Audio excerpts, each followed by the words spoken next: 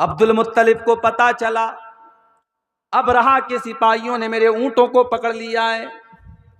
अब्दुल मुत्तलिब आते हैं और अबरहा से कहते हैं, अबरहा मेरे ऊंट मुझे वापस कर दो। अबरहा को मालूम था अब्दुल मुत्तलिब खाने काबा के मुतवल्ली हैं, खाने काबा की चाबी उनके पास रहती है। अय अब्दुल मुत्तलिब, मैं तो तुम्हें बहुत नेक इंसान, बहुत अच्छा इंसान समझता था, तुम तो बहुत मेरे मियार से बहुत कमतर निकले। अय अब्दुल मुत्तलिब, तुम्हें मालूम है मैं यमन से चल करके तुम्हारे खाने काबा को गिराने आया हूं, जिस खाने काबा को तुम अल्लाह का घर मानते हो, जिस खाने काबा का तुम इतना एहतराम करते हो कि तुम उसका तवाफ करते हो और हज और उम्रा करते हो। ऐ अब्दुल मुत्तलिब, उस खाने काबा की तुमको कोई चिंता नहीं है और तुम अपने ऊंटों को मेरे पास लेने के लिए आए हो। इसका मतलब ये हुआ कि तुम्हें अपने ऊंटों से ज्यादा प्यार है, तुम्हें खाने काबा से कोई प्यार नहीं है। अब जरा जवाब सुनना अब्दुल मुत्तलिब का। अब्दुल मुत्तलिब मुसलमान नहीं थे, उसी अपने खानदान के मजहब पर थे, अपने बाप दादा के मजहब पर थे, बुत परस्ती वाले मजहब पर थे, इस्लाम पर नहीं थे वो। लेकिन उन्होंने जो जवाब दिया है वो जवाब बड़ा माकूल जवाब था। कहा कि ऐ अबरहा, मैं ऊंटों का मालिक हूं, ऊंटों की हिफाजत मेरे जिम्मे थी, इसलिए मैं अपने ऊंट लेने आया हूं। जहां तक खाने काबा की बात है, इन्न लहू रब्बन यहमीही, इस खाने काबा का एक परवरदिगार है, एक रब है, वो अपने घर की हिफाजत करना जानता है, मुझे उसकी चिंता करने की जरूरत नहीं। और फिर चश्मे फलक ने वो मंजर भी देखा। अबरहा अपने हाथियों से जब इशारा करता है, हाथी शाम क्या रुख करने के लिए तैयार है, हाथी जो है यमन की तरफ वापस जाने के लिए तैयार है, हाथी तीनों डायरेक्शन में जाने के लिए तैयार है, मगर हाथी को जब यह कहा जाता है तू खाने काबा की तरफ चल, हाथी 1 इंच चलने के लिए तैयार नहीं, 1 इंच हाथी आगे बढ़ने को तैयार नहीं। उसके बाद दुनिया की नजरों ने यह देखा, हाथियों पर आए हुए उस लश्कर का खात्मा करने के लिए अल्लाह ताला ने बारूद नहीं बरसाया, अल्लाह ताला ने तोप के गोले नहीं बरसाए, अल्लाह ताला ने फरिश्तों की फौज को नहीं भेजा, बल्कि अल्लाह ने कैसे अपना अजाब नाजिल फरमाया। अलम तरा कैफ फअल रब्बुका बिअस्हाबिल फील, ऐ नबी क्या आपने देखा कि अल्लाह ताला ने हाथी वालों के साथ क्या किया। अलम यजअल कैदहुम फी तज़लील, ऐ नबी वो तो बहुत बड़ी बड़ी चालें और बहुत बड़ी बड़ी प्लानिंग बना करके आए थे, अल्लाह ने उनकी सारी प्लानिंग को नाकाम कर दिया। व अरसल अलैहिम तैरन अबाबील, और अल्लाह ताला ने उनके ऊपर चिड़ियों का झुंड भेज दिया, छोटी छोटी चिड़ियां उनके ऊपर भेज दी। तरमीहिम बिहिजारा, जो अपने चोंच में और अपने पंजों में छोटी छोटी चने के बराबर की कंकरियां उनके ऊपर गिराती चली जाती थी, और वो छोटी छोटी कंकरियां एटम बम बन करके उनके ऊपर बरसती चली जाती थी। जिसके ऊपर वो पत्थर गिरता था, वो कंकरी गिरती थी, वो वहीं पर मर करके खत्म हो जाता था।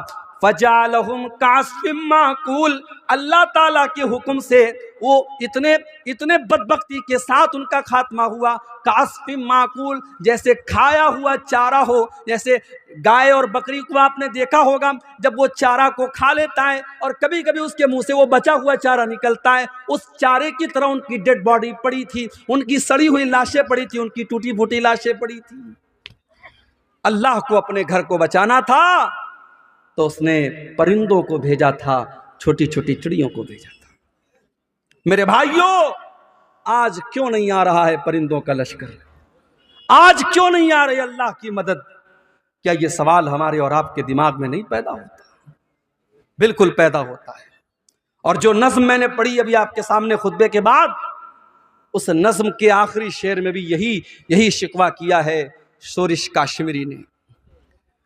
हक परस्तों की अगर की तूने दिल जोई नहीं, ताना देंगे बुत के मुस्लिम का खुदा कोई नहीं। आए अल्लाह, क्या ये दौर भी देखना था कि ला इलाहा इल्लल्लाह और अल्लाहु अकबर की सदाओं के ऊपर आज शिर्क और कुफ्र की सदाएं भारी पड़ती हुई नजर आ रही हैं।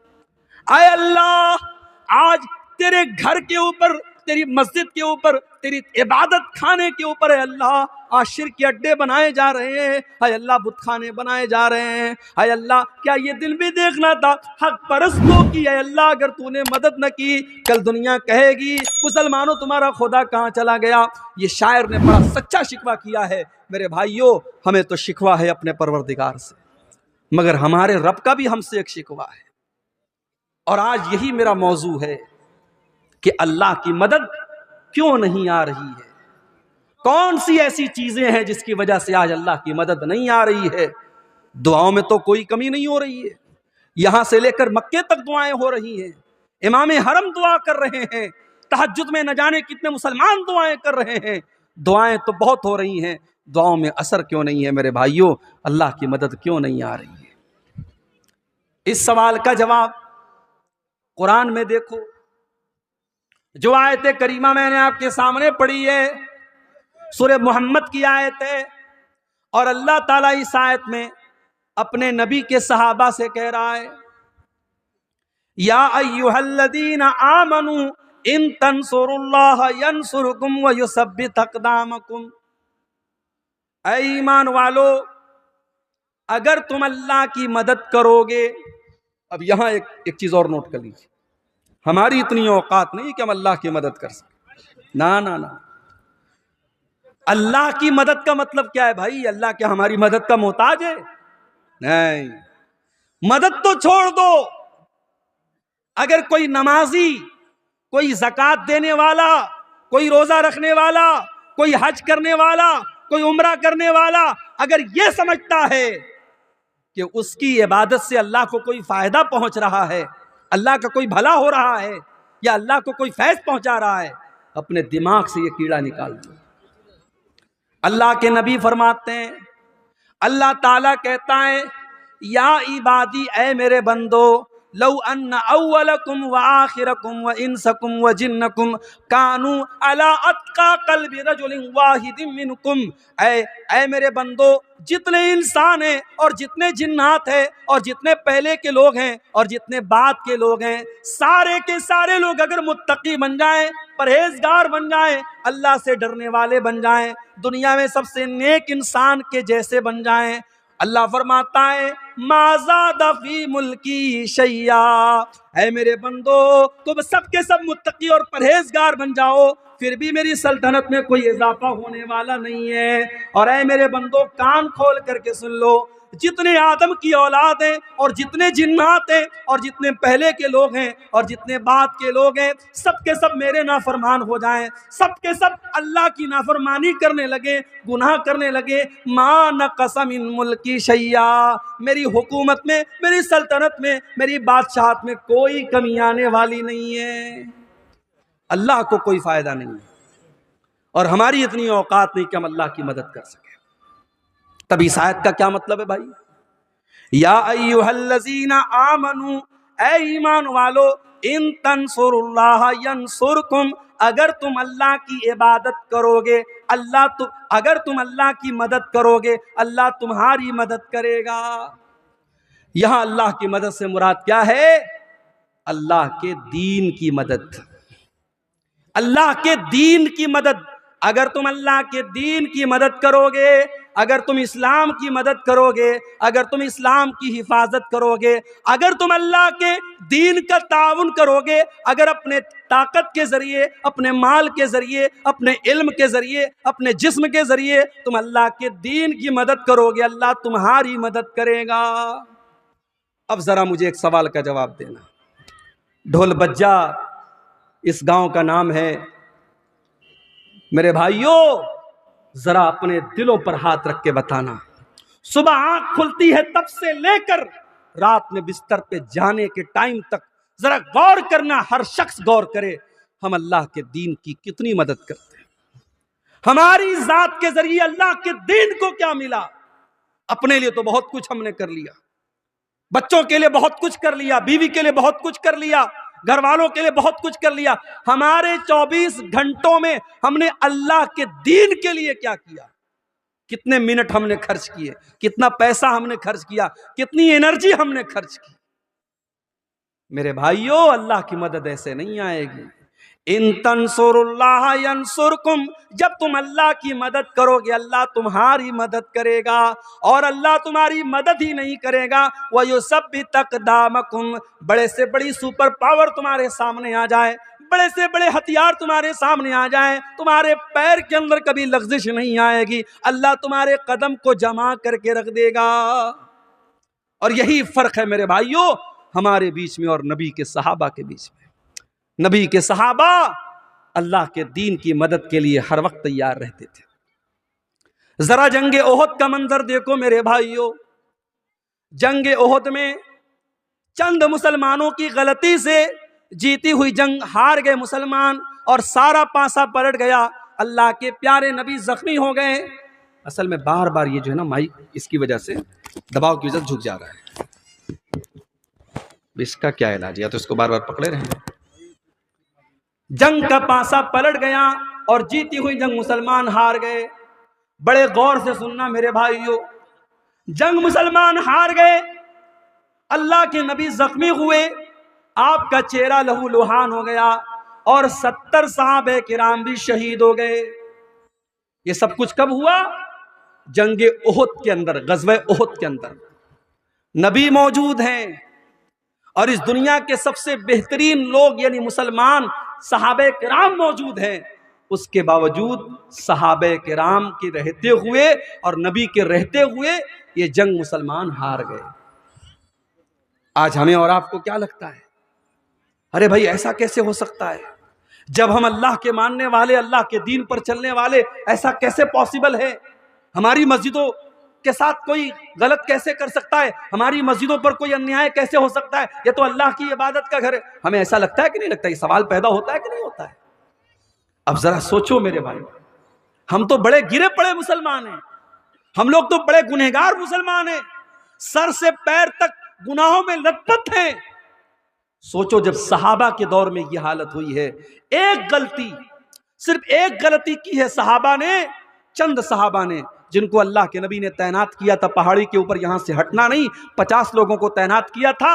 और जब जंग मुसलमान जीत गए और माले गनीमत को हासिल करने लगे तो उन 50 में से 40 सहाबा वहां से हट गए और सिर्फ 10 लोग बचे। और खालिद बिन वलीद रजी अल्लाह तआला अन्हु जो अभी मुसलमान नहीं हुए थे, उन्होंने पीछे से हमला करके जीती हुई जंग का पासा पलट दिया और मुसलमान जंग हार गए। एक गलती की वजह से मुसलमान ये जंग हार गए। उसके बाद जब मुसलमान मदीना आए, पता चला कि मुशरिकीन मक्का बहुत बड़ा लश्कर लेकर के दोबारा हमला करने वाले हैं, दोबारा हमला करने वाले और मदीना को ख़त्म करना चाहते हैं और मदीना के सारे मुसलमानों को ख़त्म करना चाहते हैं। अल्लाह के नबी ने अपने सहाबा से कहा, ऐ मेरे सहाबा, हम दुश्मन का वेट नहीं करेंगे, हम दुश्मन का इंतज़ार नहीं करेंगे। ऐ मेरे सहाबा, हम दुश्मन का आगे बढ़ करके मुकाबला करेंगे। सहाबे किराम ने कहा, अल्लाह के नबी, हम जख्मी हैं, हमारे बदन से खून बह रहा है, हमारी तो मरहम पट्टी भी अभी ढंग से न हुई है। आपने फरमाया, ऐ मेरे सहाबा, हम किसी चीज़ का इंतज़ार नहीं करेंगे, हम इसी हाल में दुश्मन का मुकाबला करने के लिए जाएंगे। मेरे प्यारे भाइयों, दुनिया ने देखा, आसमान ने देखा, ज़मीन ने देखा कि नबी के सहाबा ज़ख्मी हालत में, उनके बदन से खून बह रहा है, उनके बॉडी पर ज़ख्मों के निशानात हैं, उनके बदन से खून रिस रहा है। उसी हालत में मदीना से हुमराउल असद नाम के मकाम तक जाते हैं और दुश्मन का मुकाबला करने के लिए मदीना से चल के जाते हैं। दुश्मनों को पता चला कि मुसलमान फिर से आए, दुश्मन की हिम्मत न बढ़ी और दुश्मन वापस चला गया। कुरान करीम में अल्लाह इसका तस्करा करते हुए फरमाता है, लिल्लज़ीना अहसनू मिन बादि मा असाबहुमुल करहु। ऐ मेरे नबी, आपके सहाबा तो इतने बड़े ईमान वाले हैं कि ज़ख्मी होने के बावजूद और बदन से खून बहने के बावजूद अल्लाह का हुक्म आया तो वो लड़ने के लिए तैयार हो गए। ये थे नबी के सहाबा। वो नबी के लिए, अल्लाह के दीन के लिए, अपने नबी के दिफा के लिए, अपने दीन के डिफेंस के लिए हर वक्त तैयार रहते थे मेरे भाई। और इसीलिए कुरान कहता है, या अय्युहल्लज़ीना आमनू इन तंसुरुल्लाह यंसुरकुम, ऐ ईमान वालो, जब तुम अल्लाह की मदद करोगे अल्लाह तुम्हारी मदद करेगा। आज तो हालत ये है, 100 रुपया चंदा देने की हैसियत रखने वाला 10 रुपया बड़ी मुश्किल से देता है। कभी और करना, रेस्टोरेंट में 10 की नोट आपको बहुत कम मिलेगी, शराब के अड्डों पर 10 की नोट बहुत कम मिलेगी, ज़िना के अड्डों पर 10 की नोट बहुत कम मिलेगी। मस्जिद की पेटी में देखना 10 की नोट बहुत ज्यादा मिलेगी। जो सबसे छोटा अमाउंट होता है वो हम मस्जिदों में देते हैं, मदरसे में देते हैं। हमारे यहाँ साइंस पढ़ाने वाला टीचर आए, हम 2,000 रुपया महीना देंगे। मैथ पढ़ाने वाला टीचर आए, हम 3,000 रुपया महीना देंगे। हिंदी और इंग्लिश पढ़ाने वाले को 1,000 रुपया महीना देंगे। और बेचारे मौलवी साहब और हाफिज साहब कुरान पढ़ाने के लिए आएंगे तो हम मोल भाव करेंगे, हाफिज साहब 500 रुपया ले लीजिए। कुरान और दीन के इल्म की वैल्यू हमने घटा के रखी है मेरे भाई। इंग्लिश मीडियम के नाम पर हमारी जेबों से 2-2 हजार रुपये फीस निकल जाती है, और मदरसे में कहीं 100 रुपये फीस लग जाए तो हम ताना मारते हैं, साहब मदरसे वाले भी 100 रुपया फीस मांगने लगे। दीन की वैल्यू को हमने कम कर दिया मेरे भाई। दीन की अहमियत हमारी नजरों में हमने हकीर कर दिया, और आज हालात ये हैं, दीन को सारी दुनिया में तमाशा बना के रख दिया गया। मेरे प्यारे साथियों, जंगे तबूक का मौका याद करो, जंगे तबूक का मौका याद करो। गर्मी का मौसम है, मई जून का महीना है, खजूरों के पकने का टाइम है। अल्लाह के नबी अपने सहाबा से कहते हैं, ऐ मेरे सहाबा, हमको तबूक के लिए जाना है, हमको 700 किलोमीटर लंबा सफर करना है। ऐ मेरे सहाबा, मेरे पास हथियार नहीं है, मेरे पास सवारी नहीं है। ऐ मेरे सहाबा, तुम ताउन करो, तुम दान दो, तुम चंदा दो। ऐ मेरे सहाबा, मैं तुम्हें जन्नत की गारंटी देता हूँ। सहाबे किराम ने अपनी अपनी हैसियत के मुताबिक, अपनी अपनी ताकत के मुताबिक बढ़ चढ़ करके ताउन करना शुरू किया। उस्मान गनी ने बहुत सारे ऊंट भी दे दिए, बहुत सारे घोड़े भी दे दिए, और 1000 सोने के सिक्के भी दे दिए।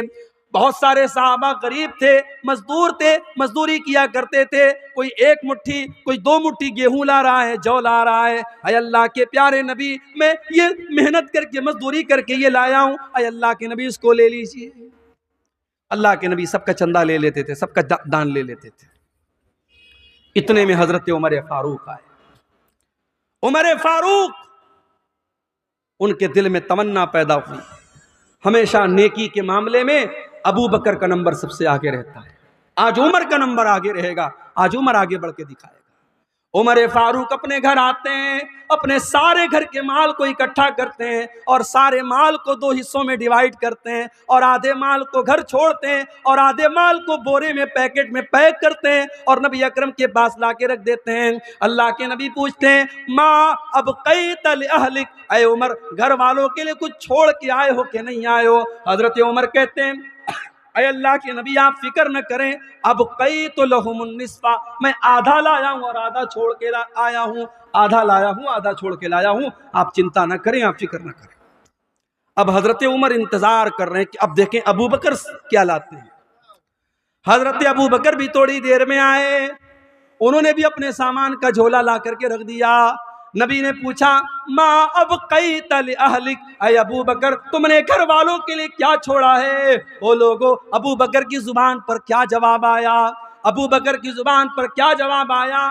शायर कहता है, नबी ने जो पूछा कि क्या साथ लाए, तो सिद्दीक अकबर के होठों पे आया, वहां मालो दौलत की क्या है हकीकत, जहां जा लुटाने को दिल चाहता है। अबू बकर सिद्दीक कहते हैं, अब कई तो लहुमुल्लाह व रसूलहू, अय अल्लाह के नबी, मैं अपने घर वालों के लिए अल्लाह को छोड़ के आया हूँ, उसके रसूल को छोड़ के आया हूँ। अय अल्लाह के नबी, मैं घर में कुछ भी नहीं छोड़ा, मैंने घर में झाड़ू लगा दिया, मैं सब लेके आया हूँ। आज अल्लाह के दीन को मेरे माल की जरूरत है। अय अल्लाह के नबी, अब मैं अपने घर में कुछ छोड़ के नहीं आया।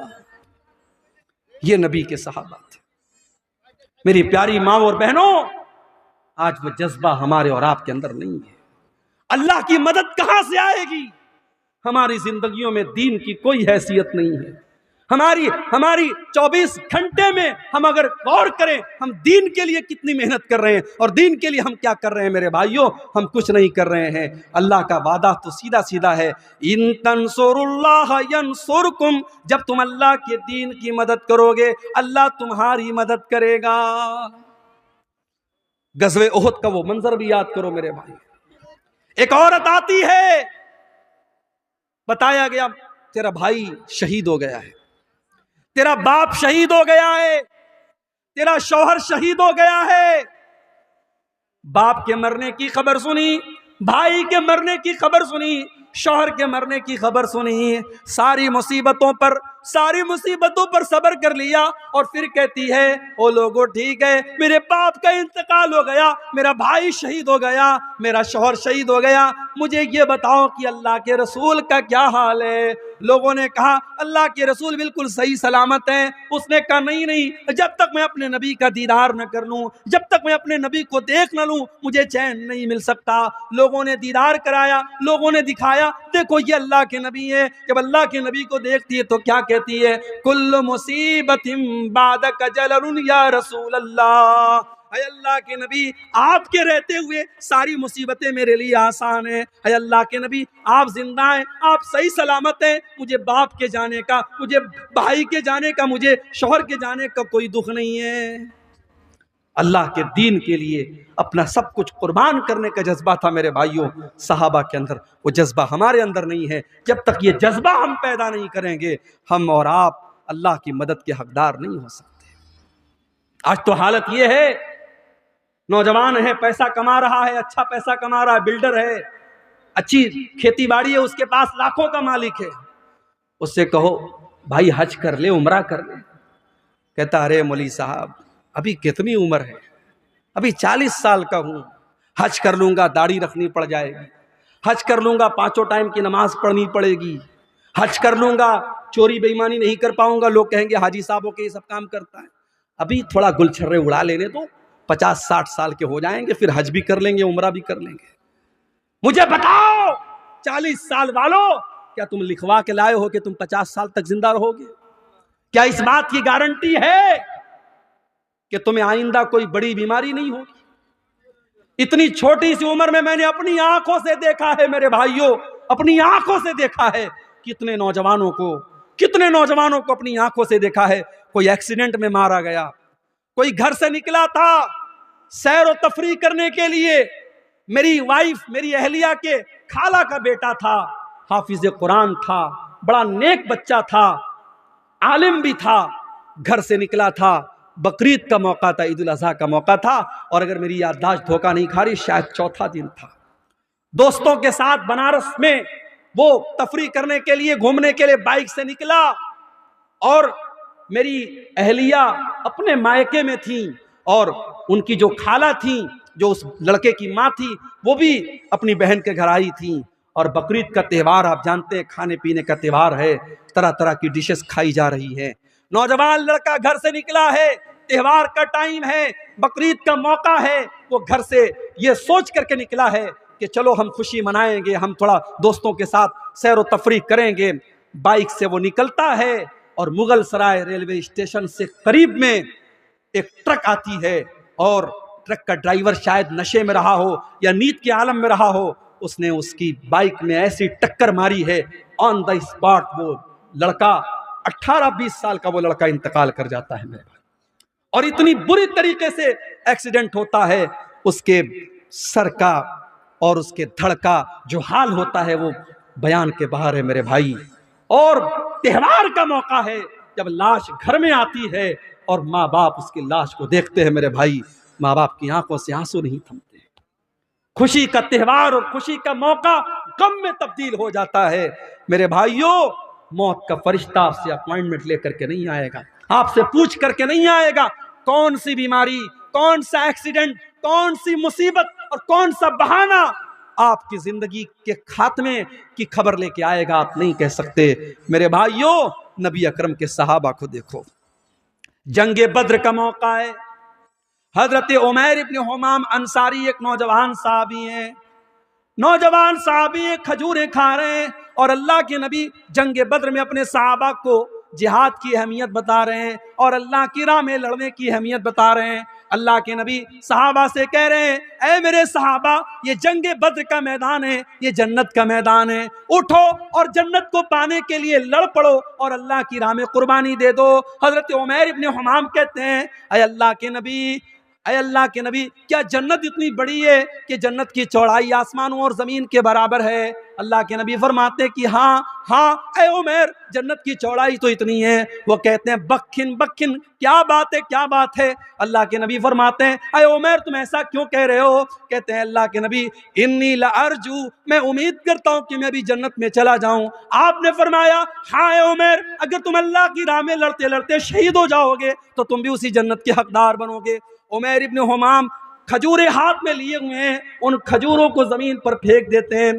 कोई कहता है मेरे भाई इन खजूरों को खा ले फिर तू मैदान जंग में जाना। कहते हैं नहीं नहीं, इन खजूरों के खाने में अगर टाइम वेस्ट करूंगा तो ये लेट हो जाएगा, देर हो जाएगी, मेरे पास इतना टाइम नहीं है, मेरे पास इतनी फुर्सत नहीं है। और हजरत उमर इब्न हुमाम उसी हालत में मैदान जंग में कूद पड़ते हैं और अल्लाह की राह में शहीद हो जाते हैं। मेरे प्यारे साथियों, सहाबे किराम की जिंदगियां इस तरीके के वाकयात से भरी पड़ी है। हजरत हंजला को देखो, नई नई शादी हुई है और शादी की पहली रात अपनी बीवी के साथ है। हर नौजवान की जिंदगी में शादी की रात बड़ी उमंगों की रात होती है। हजरत हंजला अपनी बीवी के साथ हैं, शादी की पहली रात है और सुबह होती है और अल्लाह के नबी की तरफ से जिहाद का ऐलान होता है, जंग के मैदान में जाने का ऐलान होता है। हजरत हंजला अपनी बीवी से कहते हैं ऐ मेरी बीवी, मुझे जंग के मैदान में जाना पड़ेगा। अल्लाह के नबी की तरफ से मुनादी हो चुकी है, ऐलान हो चुका है। उस जमाने की औरतें भी कैसी औरतें थी। आज के दौर की औरतें, दीन के नाम पर कोई गैरत नहीं है उनके अंदर। शौहर अगर दीन के नाम पर अपनी बीवी से किसी कुर्बानी का मुतालबा करे तो बीवी दीन के नाम पर कोई कुर्बानी देने को तैयार नहीं। दुनिया के नाम पर हर कुर्बानी तैयार है। अभी मैं भागलपुर से पूर्णिया आ रहा था, 4-5 नौजवान आपके इसी पूर्णिया के, कोई 22 का है, कोई कहीं का है, कोई कहीं का है, देखा सब मुंबई से आ रहे हैं।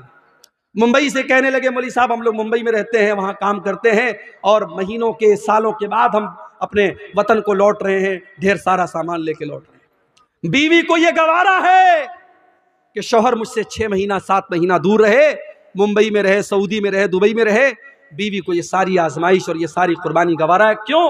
क्योंकि शौहर कमा के लाएगा। अल्लाह के दीन के लिए अगर वही शौहर दाढ़ी रख ले तो बीवी कहती है अरे पहले इतने हैंडसम लगते तो तुम दाढ़ी क्यों रख ली, तुमने बेकार लगने लगे। शौहर दीन के लिए अगर अल्लाह की राह में कुछ सदका खैरात कर दे और बीवी का कोई जेवर देने की बात कर दे तो बीवी को तैश आ जाता है। ये आज के दौर की औरतें हैं। मेरे प्यारे साथियों, हजरत हंजला शादी की पहली रात अपनी बीवी से कहते हैं मुझे अल्लाह की राह में जाना है, नबी की तरफ से जिहाद का ऐलान हुआ है। हजरत हंजला की बीवी न चूं करती है न चरा करती, कहती बेशक आप जा सकते। हालांकि उसे पता है हो सकता है मेरा शौहर जिंदा ना आए, हो सकता है मेरे शौहर की लाश आए, हो सकता है मेरे शौहर की शहादत हो जाए, मौत हो जाए, लेकिन वो खुले दिल से इजाजत देती है। जिहादे मोहब्बत की आवाज गूंजी, कहा हंजला ने ये दुल्हन से अपनी इजाजत अगर दो तो जामे शहादत लबों से लगाने को दिल चाहता है। हजरत हंजला उसी हालत में जंग के मैदान में जाते हैं। उनके पास गुस्ल करने का भी टाइम न था, उनके पास पानी के जरिए तहारत हासिल करने का भी टाइम न था। उसी जनाबत की हालत में वो जंग के मैदान में जाते हैं और मेरे भाइयों अल्लाह की राह में शहीद हो जाते हैं। और जंग के बाद जब शहीदों की लाशों को रखा जाने लगता है, अल्लाह के नबी अपने सहाबा से कहते हैं ओ मेरे सहाबा इन्नी लअरा हंजला, ओ मेरे सहाबा मैं हंजला को देख रहा हूँ तगसिलुहुल मलाइका, कि हंजला को फरिश्ते गुस्ल दे रहे हैं। हंजला जनाबत की हालत में मैदान जंग में आए थे, नापाकी की हालत में मैदान जंग में आए थे, फरिश्ते उनको गुस्ल दे रहे हैं। मेरे प्यारे साथियों, आज अल्लाह के दीन के लिए कुर्बानी देने का जज्बा हमारे अंदर से निकल गया है। अपने बाजुओं को थोड़ा मजबूत करो मेरे भाइयों, अपनी हिम्मत को थोड़ा जुटा लो और अल्लाह के दीन के लिए मेहनत करने का और कुर्बानी देने का जज्बा अपने अंदर पैदा करो। अल्लाह का वादा है या अय्युहल्लज़ीना आमनू इन तंसुरुल्लाह यंसुरकुम, ऐ ईमान वालो जब तक तुम अल्लाह की मदद करते रहोगे अल्लाह तुम्हारी मदद करता रहेगा। व युसब्बित अक़दामकुम, और अल्लाह तुम्हारे कदम को मजबूत कर देगा। अल्लाह की मदद क्यों नहीं आ रही है? इसलिए नहीं आ रही क्योंकि हम लड़ रहे हैं आपस में। मौलाना जरजीज साहब गिरफ्तार हुए, बनारस के बरेलवियों ने, हमारे बरेलवी भाइयों ने, कितने भाइयों ने मिठाइयां तकसीम की कि चलो अहले हदीस का मौलाना गिरफ्तार हो गया, चलो हमारे मसलक के खिलाफ तकरीर करने वाला और दूसरे मसलक का मौलवी गिरफ्तार हो गया। लोगों ने खुशियां मनाई थी। और आज जब मौलाना सलमान अजहरी गिरफ्तार हुए तो उनको महसूस हुआ कि जब आग लगेगी तो घर तो हमारा भी जलेगा। आज आग लगी है, आज उनके मसलक के आलिम को गिरफ्तार किया गया। और अल्लाह का शुक्र है किसी अहले हदीस ने ये इस पर खुशी का इजहार नहीं किया, बल्कि बहुत सारे अहले हदीस उलमा ने, और मैं खुद उनमें शामिल हूँ, मैंने भी इसकी मुखालफत की और मैंने सपोर्ट किया कि मौलाना मुफ्ती सलमान अजहरी को गिरफ्तार करना गलत है। उस तरीके की बयानबाजी तो बहुत सारे लोग दिया करते हैं, एक मामूली से बयान पर अरेस्ट करना और गिरफ्तार करना ये इंसाफ का तकाजा नहीं है।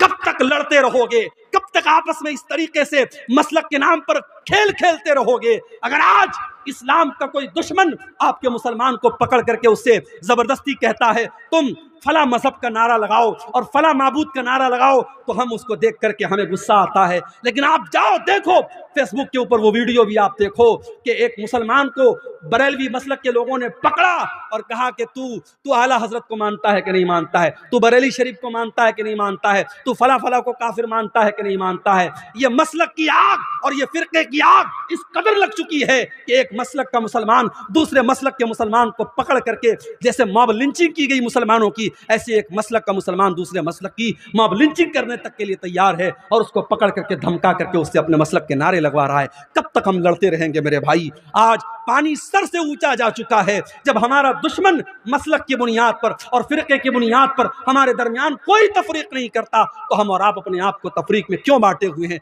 आओ शीशा पिलाई हुई दीवार बन जाओ। और मैं बड़ी खुशी के साथ कहता हूं, मैं पक्का सलफियुल मसलक अल्हम्दुलिल्लाह हूं और बनारस के जामिया सलफिया जो हमारी जमात का मरकजी इदारा है वहां से मैंने तालीम हासिल की है। लेकिन आज अल्लाह का शुक्र है फेसबुक के ऊपर आप देख लें, यूट्यूब के ऊपर आप देख लें, बड़ी तादाद में हमारे बरेलवी भाई, हमारे देवबंदी भाई भी मेरी तकरीरों को सुनते हैं। और यही मेराज का, शबे मेराज का मौका था जिसको आमतौर से लोग शबे मेराज मानते हैं। हालांकि हमारा ये अकीदा नहीं है। हम ये तो मानते हैं कि अल्लाह के नबी को मेराज हुई, मगर मेराज कौन सी रात हुई, कौन से महीने में हुई, ये कन्फर्मेशन हमें हदीसों की रोशनी में नहीं मिलता। लेकिन आमतौर से लोग 27 रजब को शबे मेराज मानते हैं कि उसी रात में मेराज हुई। बनारस से 100 किलोमीटर दूर एक जगह पड़ती है मछली शहर, वहां पर बरेलवी भाई हर साल प्रोग्राम कराते हैं मेराजुन नबी के नाम पर। आप यूट्यूब पर जाके देख लें, वहां मुझे तकरीर का मौका दिया गया। बरेलवियों का मजमा है, उनके नारे लग रहे हैं, उनके उलमा बैठे हैं, वहां पर अल्हम्दुलिल्लाह मैंने तकरीर की और कुरान और हदीस की रोशनी में की, और जो सही बात है, जो किताब सुन्नत की बात है, वो मैंने बयान की। मेरे भाइयों, हम चाहते हैं कि ऐसा माहौल बने, एक दूसरे का एहतराम हम करना सीखें, एक दूसरे के उलमा का एहतराम करना हम सीखें। हमारे जो इख्तिलाफात हैं हम एक दायरे में रह करके उसको हल कर सकते हैं। लेकिन आज मसलक खेलने का टाइम नहीं है मेरे भाई। हमारी तारीख ये बताती है अंदलुस जैसा मुल्क मुसलमानों से खाली हो गया, वहां की मस्जिदों को अस्तबल बना दिया गया, वहां की मस्जिदों में डांस के अड्डे और शराब के अड्डे बन गए। क्यों? जाओ इतिहास उठा के देखो, तारीख उठा के देखो, अंदलुस के मुसलमान आपस में लड़ पड़े, छोटी छोटी रियासतें कायम हो गई, अंदलुस के अलग अलग इलाके में छोटी छोटी हुकूमतें कायम हो गई। और जब दुश्मन ने हमला किया, दुश्मन का साथ अपने मुसलमान भाई के खिलाफ दिया उन लोगों ने, नतीजा ये निकला अंदलुस के अंदर से मुसलमान खत्म हो गए। और आज आप अंदलुस में देखिए, तलाश करना पड़ेगा, दूर दूर तक आपको कोई मस्जिद नहीं मिलेगी, कोई मुसलमान नहीं मिलेगा। मेरे भाइयों, अगर हम उस तारीख से अपने आप को बचाना चाहते हैं, हमें अपने अंदर इत्तेहाद पैदा करना पड़ेगा, यूनिटी पैदा करना पड़ेगा, इत्तेहाद पैदा करना पड़ेगा। और जब हम इत्तेहाद की बात करते हैं तो माफ कीजिए, हर चीज में इत्तेहाद की बात आती है। आगे मुल्क में हुक्मरानी किसकी होगी, मुल्क के इक़्तिदार पर कौन बैठेगा, हम डिसाइड तो नहीं कर सकते कौन बैठेगा, मगर हम ये तो बता सकते हैं कि हम मुसलमान इस मुल्क में हम मुत्तहिद होकर के हम वोटिंग करते हैं।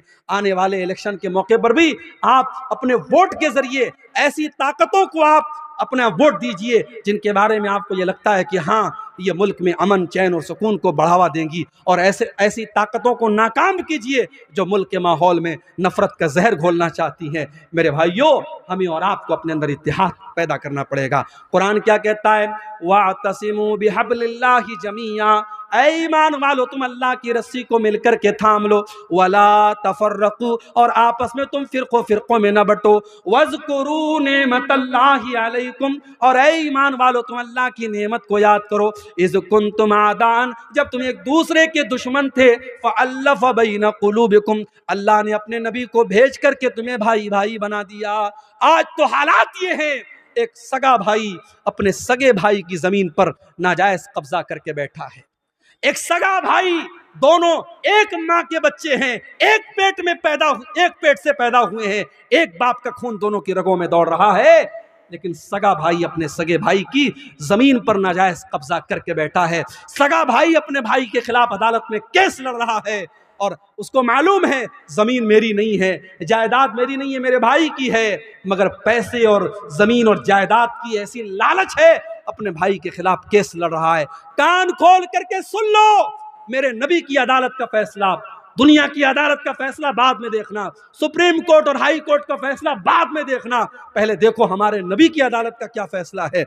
अल्लाह के नबी फरमाते हैं कि दो लोग मेरे पास आते हैं अपना केस लेकर के, और एक आदमी की बात सुन करके मैं फैसला कर देता हूं, क्योंकि मैं इंसान हूं, मुझसे भी गलती हो सकती है। हो सकता है एक इंसान चिकनी चुपड़ी बातें करता हो, दूसरा इंसान अपनी बात ढंग से पेश न कर पाया हो।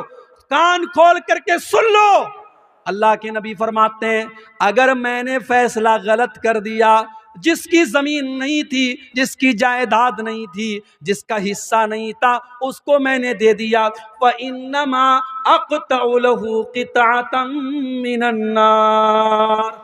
कान खोल करके सुन लो, मैं उसको जमीन का टुकड़ा नहीं दे रहा हूं, मैं उसको जहन्नम की आग का टुकड़ा दे रहा हूं।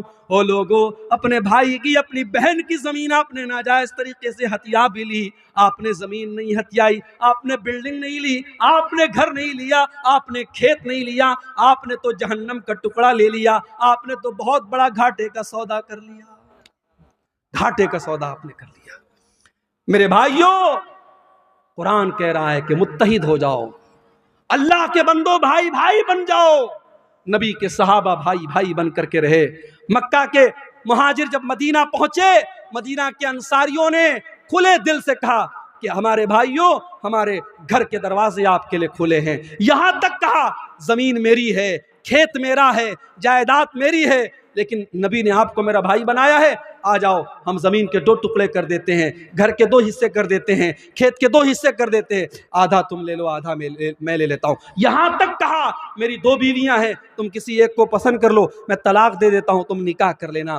कुर्बानी और मोहब्बत की ये मिसाल पूरे इंसानी इतिहास में कभी नहीं मिलती। मेरे भाइयों, हम और आप अपने गांव में आराम से सो रहे हैं, हम अपने घर में बच्चों के साथ आराम से सो रहे हैं। वहां फलस्तीन में डेली बमबारी हो रही है और छोटे छोटे बच्चे मारे जा रहे हैं, और ये यूएन की रिपोर्ट है, अक़वाम मुत्तहिदा की रिपोर्ट है, अब तक लाखों बच्चे गाजा के अंदर मारे जा चुके हैं, मासूम बच्चे मर रहे हैं, और हमें रात में आराम से नींद पर, बिस्तर पर नींद आ रही है। नहीं मेरे भाई, मुसलमान तो वो होता है, चाहे फ़लस्तीन में उसका भाई मर रहा हो, चाहे दुनिया के किसी भी कोने में उसका भाई मर रहा हो, अपने भाई के मरने पर उसका दिल दुखी हो जाए, उसके कौम का कहीं बच्चा मारा जाए, उसको लगे मेरा बच्चा मर रहा है, कि कहीं किसी औरत की इज्जत लूटे, उसे लगे मेरी बहन की इज्जत लूट रही है, कहीं किसी का घर गिरे, उसे लगे मेरा घर गिर रहा है। नबी अकरम सल्लल्लाहु अलैहि वसल्लम फरमाते हैं कि अल मोमिनु लिल मोमिन कल बुनियान यशुद्दु बाज़ुहु बाज़ा।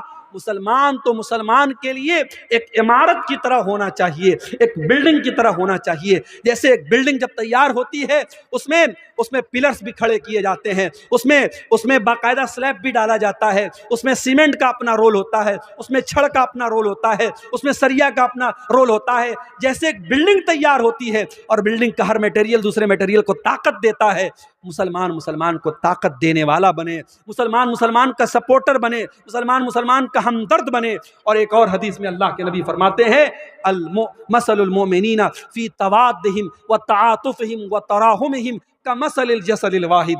आपने फरमाया मुसलमानों इतनी मोहब्बत एक दूसरे से करो, इतनी हमदर्दी एक दूसरे से करो जैसे इंसान का शरीर होता है। मानव शरीर में, इंसान के जिस्म में कहीं एक कांटा भी चुभता है पूरा बदन बेचैन हो जाता है। मुसलमानों तुम्हारे दरमियान इतनी मोहब्बत होनी चाहिए। आओ इत्तिहाद अपने अंदर पैदा करो बिरादरीवाद के नाम पे। मुझे मालूम है बिहार में बहुत सारी जगहों पर बिरादरी के नाम पर बड़ी कट्टरता है। इसी दरभंगा के इलाके में एक गांव में लोगों ने बताया भी और न्यूज़ में भी आया कि एक गांव में अंसारियों का रास्ता अलग है, शेख का रास्ता अलग है। आपके इलाके में सुरजापुरी और शेरशाबादी के दरमियान बड़े इख्तलाफात की खलीज है। मेरे भाई ये वक्त बिरादरियों के नाम पे लड़ने का नहीं है, ये वक्त फिरकों के नाम पे लड़ने का नहीं है, ये वक्त मसलक के नाम पे लड़ने का नहीं है।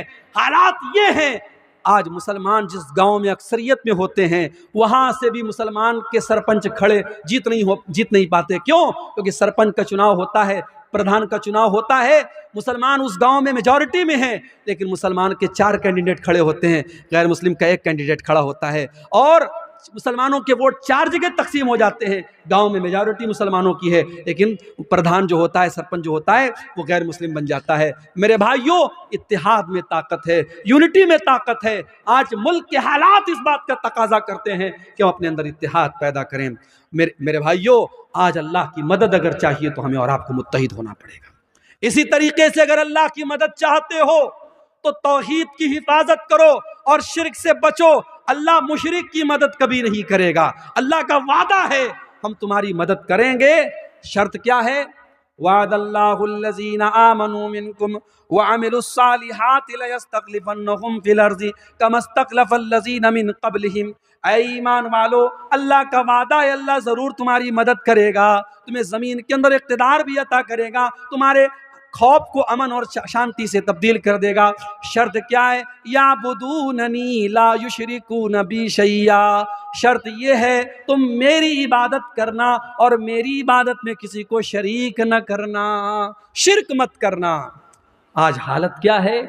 हालत यह है कि अयोध्या से 300 मुसलमान लखनऊ से अयोध्या का सफर करते हैं। ये मैं मीडिया की रिपोर्ट आपको बता रहा हूं। 300 मुसलमान लखनऊ से अयोध्या का सफर करते हैं श्री रामचंद्र जी की जो नई मूर्ति और नया उनका जो वहां पे मंदिर बना है उसकी जियारत और दर्शन करने के लिए।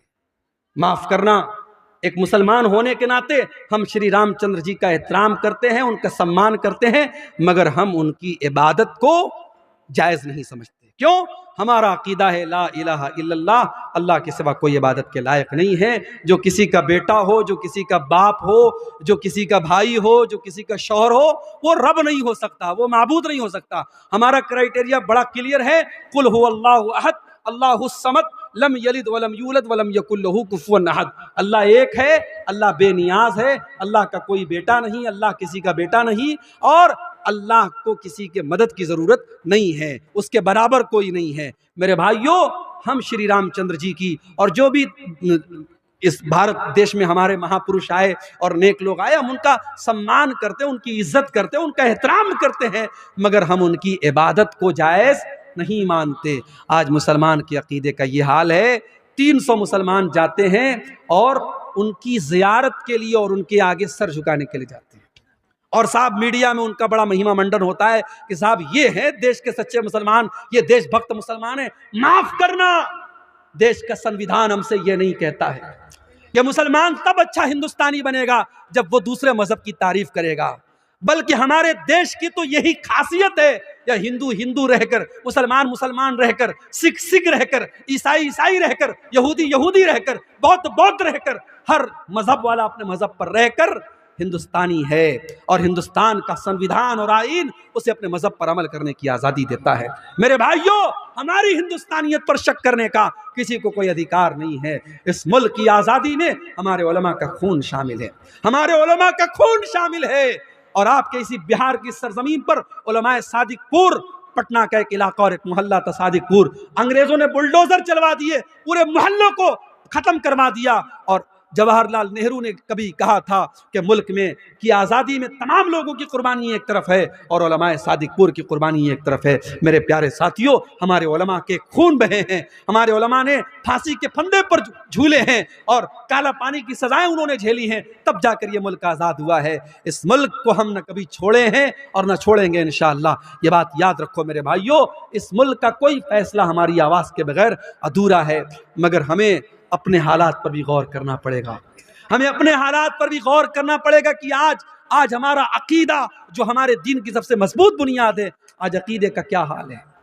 आज हम न्यूज़ में जब देखते हैं फला जगह मुसलमान लड़की इस्लाम छोड़ करके फला मजहब में दाखिल हो गई, तो हमारे सर तो शर्म से झुक जाते हैं। हमें शर्म आती है कि प्यार और मोहब्बत में इतनी ताकत है क्या। फेसबुक और इंस्टाग्राम पर किसी ने आई लव यू बोल दिया, मोहब्बत के इकरार कर दिया, तो हमारी मुसलमान बहन उसके प्यार में इतनी बिछ गई कि इस्लाम को उसने छोड़ दिया। क्या हमारी तरबियत तो इतनी कमी थी मेरे भाई? नहीं मेरे भाई, कहीं ना कहीं तो पानी मर रहा है, कहीं ना कहीं तो कमी हो रही है। वरना हमारे इतिहास, हमारी तारीख में तो उन औरतों का तस्करा हमने पढ़ा है। सुमैया बिन्त खय्यात नाम की उस औरत को देखो, उसके शौहर के सामने और उसके जवान बेटे के सामने जब अबू जहल ने कहा था कि ऐ सुमैया तू मोहम्मद का दीन छोड़ दे, तो इस्लाम छोड़ दे, वरना हम तुझे खत्म कर देंगे। सुमैया ने कहा मैं इस्लाम को नहीं छोड़ सकती। अबू जहल ने कहा, सुमैया हम तेरे बदन के कपड़े उतार करके तुझे नंगा कर डालेंगे। ऐ सुमैया हम तुझे बेआबरू कर डालेंगे, बरहना कर डालेंगे, हम तुझे नंगा कर डालेंगे। सुमैया ने अपने जवान बेटे के सामने नंगा हो जाने की अज़ियत को गवारा कर लिया, मगर इस्लाम को नहीं छोड़ा। नतीजा ये निकला, बड़ी बेरहमी से और बड़े हैवानी तरीके से अबू जहल ने हज़रत सुमैया को शहीद कर डाला। इस्लाम की राह में पहली शहादत पाने वाली खातून हज़रत सुमैया है। मेरी प्यारी माँ बहनों, आपकी तारीख तो ऐसी औरतों से भरी पड़ी है, मगर आज हालात ये हैं, मुसलमान लड़की स्कूल में जा रही है, कॉलेज में जा रही है, स्कूल में पढ़ा रही है, आंगनबाड़ी में काम कर रही है, गैर मुस्लिमों के साथ टच में है, और वहां किसी गैर मुस्लिम ने प्यार का इजहार किया, प्यार का इकरार किया, और ये उसके जाल में फंस गई। और जाल में ही नहीं फंसी बल्कि अपने इस्लाम को, अपने दीन को छोड़ने के लिए तैयार हो गई। मेरे भाइयों, ये हालात बड़े अफसोसनाक हैं। और अगर हमने अपने बच्चों और बच्चियों की सही तरबियत नहीं की, उनको इस्लाम के बारे में नहीं बताया, याद रखो आने वाले 20 सालों में इर्तिदाद की बड़ी लहर आने वाली है, बड़ा सैलाब आने वाला है, क्योंकि बड़ी गहरी चालें चली जा चुकी हैं, बड़ी मजबूत प्लानिंग बनाई जा चुकी है। हालांकि हमारा ईमान अपने रब पर है। वल्लाहु खैरुल माकिरीन, प्लानिंग करने वाले अपनी प्लानिंग करते रहेंगे और अल्लाह की अपनी प्लानिंग चलती रहेगी। और अकबर इलाहाबादी ने कहा था, इस्लाम की फितरत में कुदरत ने लचक दी है, उतना ही ये उभरेगा जितना के दबाओगे नूरे खुदा है कुफ्र की हरकत पे खंदजन, फूकों से ये चराग बुझाया न जाएगा। कोई मुर्तद होता है, कोई इस्लाम को छोड़ देता है, अल्लाह की कसम अल्लाह का कोई नुकसान नहीं कर सकता, इस्लाम का कोई नुकसान नहीं कर सकता, नुकसान तो उसका अपने आप का होता है। अल्लाह कुरान में कहता है, वमन यर्तदिद मिनकुम फयमुत वहुवा काफिरुन फउलाइका अस्हाबुन नार, जो मुर्तद होकर के मर जाए, जो इस हालत में मर जाए कि वो ईमान की हालत में न मरे, कुफ्र की हालत में मर जाए, तो वो दुनिया और आखिरत में फउलाइका हबितत अमालुहुम फि दुनिया वल आखिरा, दुनिया में भी उसके अमाल बर्बाद और आखिरत में भी उसके अमाल बर्बाद हो जाएंगे। वउलाइका अस्हाबुन नार, और वो जहन्नम में जाने वाले हैं। अपने बच्चों की अकीदे की फिक्र करो मेरे भाइयों। आज रोजी रोटी की फिक्र करते हो, आज हमें फिक्र है आने वाले वक्त में क्या होगा। अरे क्या होगा? ज्यादा से ज्यादा ये होगा मार दिए जाएंगे, खत्म हो जाएंगे। हमें ये कबूल है, मगर अपने ईमान और दीन को छोड़ना ये कबूल नहीं है मेरे भाई।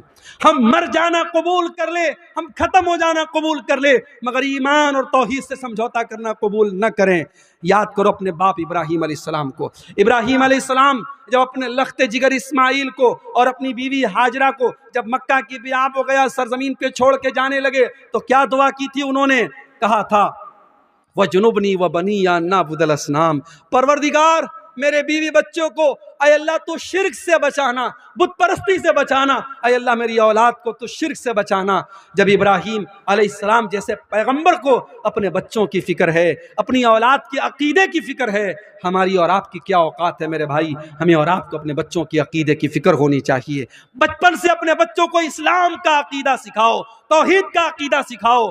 और इसीलिए मैं कहता हूं, अगर आपका बच्चा स्कूल में पढ़ता है, कॉन्वेंट में पढ़ता है, मुझे कोई प्रॉब्लम नहीं है, मगर अपने मोहल्ले की और गांव की मस्जिदों में इतना बेहतरीन मकतब कायम कर दो और अपने गांव के मदरसे को इतना मजबूत कर दो कि आपका बच्चा स्कूल से पढ़ने के बाद और किसी कॉन्वेंट से पढ़ने के बाद अगर 1 घंटा भी उस मदरसे के मौलवी साहब से पढ़ ले तो उसका दीन मजबूत हो जाए। इतना मजबूत अपने मदरसे और मकतब को कर दो। मेरे भाइयों, आज तौहीद और ईमान की कमजोरी का दौर है और इसी दौर की तरफ इशारा करते हुए अल्लाह के नबी ने फरमाया था, बादिरू बिल अमाल फितनन, ऐ लोगों नेकी करने में जल्दी करो इससे पहले कि फितनों का दौर आ जाए।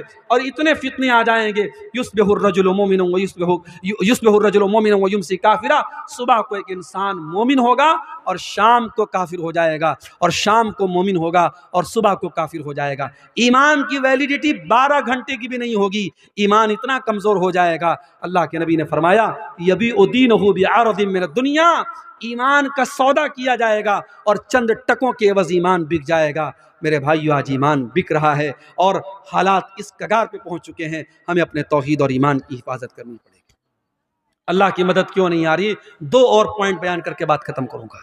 अल्लाह की मदद इसलिए भी नहीं आ रही है, माफ करना अगर बुरा लगे तो, अल्लाह की मदद इसलिए भी नहीं आ रही है क्योंकि हम हराम खोर हो गए हैं।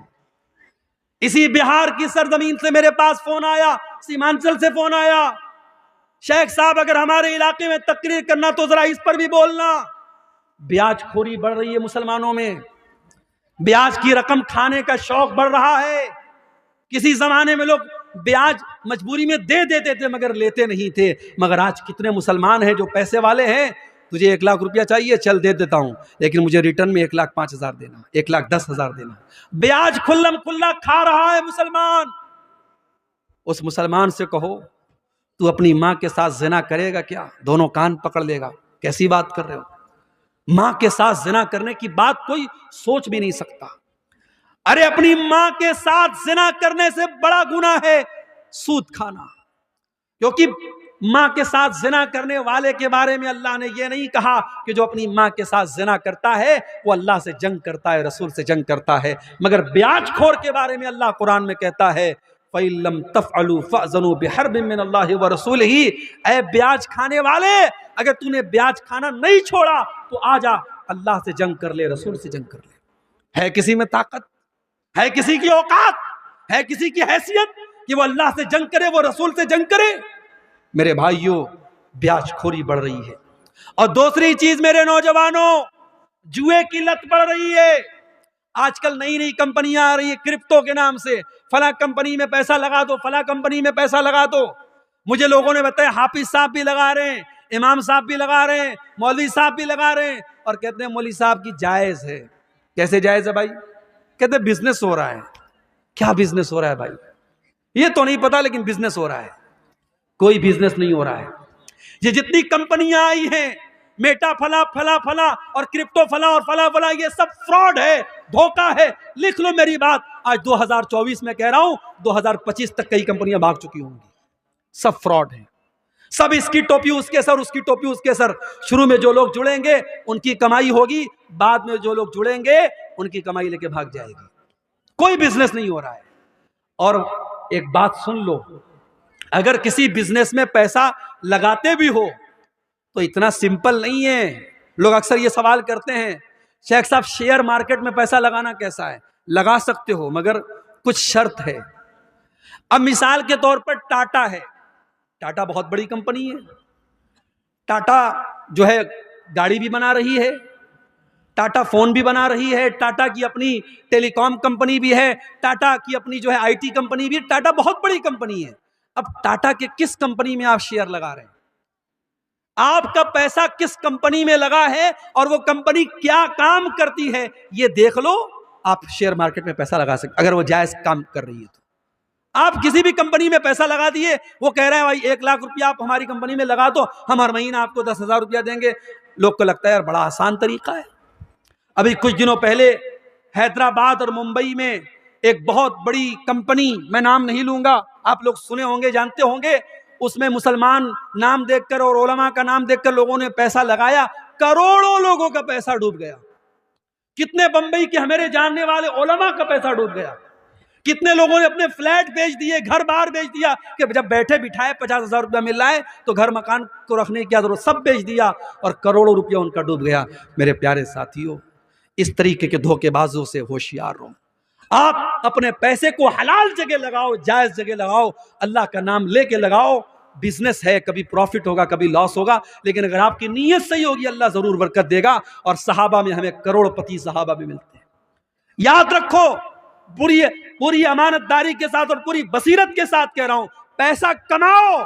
हमें उलमा की भी जरूरत है, हमें पैसे वालों की भी जरूरत है। ये पैसे वाले ना हो मदरसे नहीं चल सकते। हमें करोड़पतियों की भी जरूरत है। हमारी मस्जिदें, हमारे मदरसे, हमारे दीन के काम कैसे चलेंगे? करोड़पति बनो, हलाल तरीके से बनो मेरे भाई, हराम तरीके से पैसा मत कमाओ। जुए के जरिए, सट्टे के जरिए रातों रात अमीर बनने के सपने बंद कर दो। मेहनत करो, मजदूरी करो, बिजनेस में पैसा लगाओ, बिजनेस के जरिए पैसा कमाओ। नीयत सही होगी और आपके मुकद्दर में लिखा होगा, यकीनन आप आगे बढ़ेंगे। मेरे प्यारे साथियों, अल्लाह के नबी ने फरमाया कि जिस बदन के अंदर हराम की कमाई जाती है, फन्नारो औला बिही, वो बदन जहन्नम की आग में जाएगा। और यही नहीं, अल्लाह के नबी सल्लल्लाहु अलैहि वसल्लम यहां तक फरमाते हैं, अगर कोई हराम कमाई खाता है और बहुत लंबा सफर करके उसके बाल मैले हो जाते हैं, उसके कपड़े मैले हो जाते हैं, और अल्लाह की बारगाह में हाथ फैला के दुआ करता है, या रब्बी कह के दुआ करता है, लेकिन वमत अमहू हराम व मशरबहू हराम व मलबसहू हराम व गुज़िया बिल हराम, उसका खाना हराम कमाई का, उसका पानी हराम कमाई का, उसका कपड़ा हराम कमाई का, उसकी परवरिश हराम कमाई की, तो अल्लाह के नबी फरमाते हैं फ़अन्ना युस्तजाबु लिज़ालिक, उसकी दुआ कहाँ से कबूल होगी? ब्याज खाने वाला उम्रा कर ले, हज कर ले, खाने काबा का दरवाजा पकड़ पकड़ के रो रो के दुआ करे, उसकी दुआ कैसे कबूल होगी जब मेरे नबी कहते हैं हरामखोर की दुआ कबूल नहीं होती। मेरे भाइयों, आज अल्लाह की मदद इसलिए भी नहीं आ रही है क्योंकि मुसलमान पैसा कमाने की अंधी रेस में लग चुका है। ब्याज भी खा रहा है, जुआ भी खेल रहा है, सट्टा भी खेल रहा है, ऑनलाइन एप्स के जरिए हराम तरीके से पैसा भी कमा रहा है। मेरे भाइयों, कमाई को हलाल करो, कमाई को हलाल करो। सलफ कहा करते थे अतिब मत आमक तो जब दावत का, अपनी कमाई को, अपने खाने को हलाल कर लो, हमारी दुआ कबूल होगी, अल्लाह की मदद आएगी अगर हमारी कमाई हलाल हो जाएगी। इसी तरीके से मेरे भाइयों, अगर हम चाहते हैं कि अल्लाह की मदद आए, मेरे नौजवान साथियों, आपको अपनी जवानी की हिफाजत करनी पड़ेगी, अपनी जवानी की अहमियत को समझना पड़ेगा। अल्लाह की कसम दिल दुखता है जब फजर की नमाज में ये चंद बूढ़े हमें मस्जिद में नजर आते हैं। नौजवान कहां मर गए? मेरी कौम के नौजवान कहां मर गए? वो रात को 2-2 बजे तक, 3-3 बजे तक व्हाट्सएप पर चैटिंग करते रहे, लड़कियों से बातें करते रहे, अय्याशियां करते रहे, फेसबुक की रील्स देखते रहे, यूट्यूब के शॉर्ट्स देखते रहे, बेहयाई के मनाजिर देखते रहे। रात को 3-3 बजे तक हमारा नौजवान ये सब देख रहा है। और फजर की अजान जब होती है और मुअज्जिन कहता है अस्सलातु खैरुम मिनन नौम, नमाज नींद से बेहतर है, हमारा नौजवान बिस्तर पे सोया रहता है। मेरे नौजवानों, ये अजान की आवाज सिर्फ 70 साल वालों के लिए नहीं, आपके लिए भी है। और मेरे रब की कसम, आप जब फजर की नमाज में उठ के जाते हैं, शैतान जलील होता है, शैतान पछताने लगता है कि मैं इस नौजवान को कैसे रोक नहीं पाया, इसको मैं फजर की नमाज में कैसे मैं रोक नहीं पाया। नौजवानों, अपने आप को नमाज का पाबंद बना लो।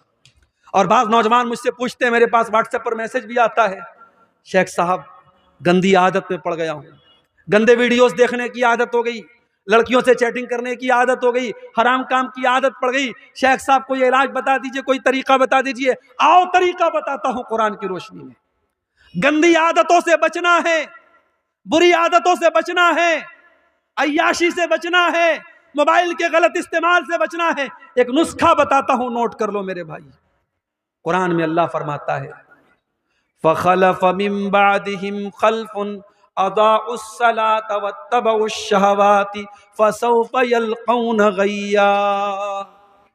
अल्लाह कुरान के 16वें पारे में फरमा रहा है कि जो लोग नमाज नहीं पढ़ते हैं, जो लोग नमाज की पाबंदी नहीं करते हैं, वही लोग ख्वाहिशात की पैरवी करते हैं, वही लोग शहवतों की पैरवी करते हैं और वही लोग जहन्नम में जाएंगे। इसका उल्टा ये मतलब निकला कि जो नमाज की पाबंदी करेगा, जो 5 टाइम की नमाज हर हाल में पढ़ेगा, वो ख्वाहिशात की पाबंदी से बचेगा, वो गलत शहवतों से बचेगा, वो औरत के फितने से बचेगा। वो मोबाइल, जिसको ये रात में फिक्र होगी मुझे सुबह फजर की नमाज जमात के साथ पढ़नी है, वो रात में कोई गंदा काम करने के पहले 1000 बार सोचेगा। वो मोबाइल पर कोई गंदी चीज देखने के पहले 1000 बार सोचेगा कि यार मैं नमाजी आदमी हूं, ये चीज मुझे सूट नहीं करती है, वो बंद कर देगा, वो नहीं देखेगा। अगर बचना चाहते हो नमाज की पाबंदी करो। और यही बात अल्लाह कुरान के 21वें पारे में कहता है, उतलु मा उहिया इलैका मिनल किताब व अक़िमिस्सलाह इन्नस्सलाता तन्हा अनिल फ़हशाई वल मुनकर। ऐ नबी, कुरान की तिलावत करो और नमाज की पाबंदी करो। नमाज बेहयाई और बुराई से रोकती है। ये 2 काम कर लो, कुरान की तिलावत पाबंदी से करो और नमाज पाबंदी से पढ़ो, फिर देखो बेहयाई से बचते हो कि नहीं बचते हो, बुराई से बचते हो कि नहीं बचते हो। मेरे भाइयों, नमाज की पाबंदी करो। और नमाज कोई मामूली चीज नहीं है, टेंशन को दूर करने वाली चीज नमाज है। मैं मानता हूं इस वक्त हालात बड़े बेचैन कर देने वाले हैं। मीडिया में आने वाली खबरें, यूपी की खबरों से बिहार वाले परेशान, बिहार की खबरों से यूपी वाले परेशान, तमिलनाडु की खबरों से नॉर्थ इंडिया का मुसलमान परेशान। ये मीडिया आज हमको परेशान कर रहा है, डिस्टर्ब कर रहा है। आज इस माहौल में नमाज हमारी बहुत बड़ी जरूरत भी है। मेरे भाई, नमाज पढ़ो और कुनूत नाज़िला का एहतमाम करो। मेरे नबी दुश्मनों पर बद्दुआ करने के लिए कुनूत नाज़िला पढ़ते थे। आज कुनूत नाज़िला पढ़ो और नमाज की पाबंदी करो। अल्लाह कुरान में कहता है, वस्तईनु बिस्सब्रि वस्सलाह, सब्र और नमाज के जरिए अल्लाह की मदद तलब करो। मेरे भाई, मेरे नबी जब टेंशन में होते थे, परेशानी में होते थे, हजरत हुज़ैफा रज़ी अल्लाह तआला अन्हु कहते हैं, अल्लाह के नबी नमाज के लिए खड़े हो जाते थे। आज हमें नमाज की अहमियत पर भी तवज्जो देने की ज़रूरत है मेरे भाई। और आखिरी चीज़, हमारी माएँ बहनें इस उम्मत की बड़ी कीमती मता हैं।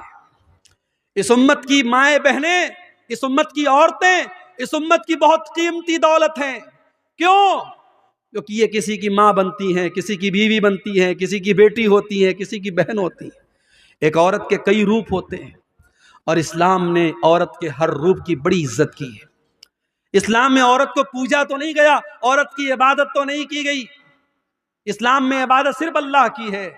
मगर औरत अगर माँ है तो इस्लाम ने कहा उसकी इज्जत करो, उसके कदमों के नीचे तुम्हारी जन्नत है। औरत अगर बीवी है, कुरान कहता है, वमिन आयातिही अन खलक़ लकुम मिन अनफुसिकुम अज़वाजन लितस्कुनु इलैहा। बीवी तुम्हें सुकून पहुंचाती है, तुम्हारे घर को शांति देती है, तुम्हारे बच्चों को पालती है, तुम्हें तुम्हारे दिल को सुकून पहुंचाती है।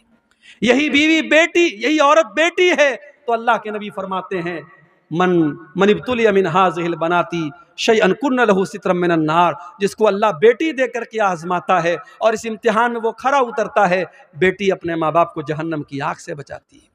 यही औरत जब बहन बनती है, अल्लाह के नबी फरमाते हैं, जिसकी 3 बहनें हों और उन बहनों की सही देखभाल करे, सही परवरिश करे, उनका सही जगह शादी कर दे, कुन्न लहू सित्रम मिनन नार। वो बेटियां अपने भाइयों, वो बहनें अपने भाइयों के लिए नजात का जरिया बन जाती है। मेरे भाइयों, औरत का हर रूप इस्लाम की नज़र में बड़ा कीमती है। मगर आज हमारी माँ बहनों को भी सोचना पड़ेगा कि आज वो कहाँ खड़ी है। आज जब हम, अल्लाह की कसम, इंस्टाग्राम पर और फेसबुक पर और व्हाट्सएप पर जब किसी मुसलमान औरत को बेहयाई में के काम में देखते हैं तो हमें डबल तकलीफ होती है। बेहयाई का काम कोई भी औरत करे ये तकलीफ की बात है, मगर मुसलमान औरत करे तो ये डबल तकलीफ की बात है कि हमारी कौम की लड़की, हमारी कौम की बहन है। अभी भागलपुर में मैं उतरा, एक गैर मुस्लिम, देखने में बज़ाहिर एक गैर मुस्लिम लड़का था, देखा उसके साथ एक औरत बिल्कुल चिपक करके बैठी है, बातें कर रही है।